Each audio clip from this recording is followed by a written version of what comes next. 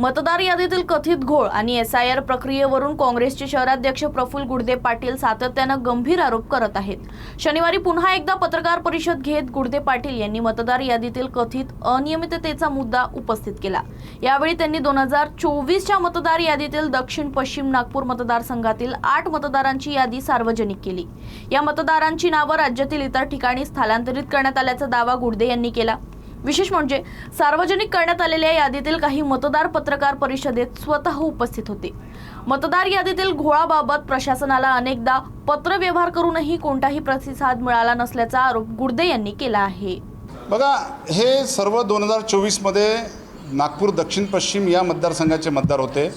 मी प्रत्यक्ष त्यांना या ठिकाणी आणलेला आहे आणि त्यांचा फॉर्म 8 परस्पर तुमचं पालघर, तुमचं नांदुरबार, पुणे ह्या विविध मतदारसंघात विविध जिल्ह्यांमध्ये शिफ्ट करून टाकलेलं आहे, ज्यांचा त्या भागाशी दूरपर्यंत संबंध नाही।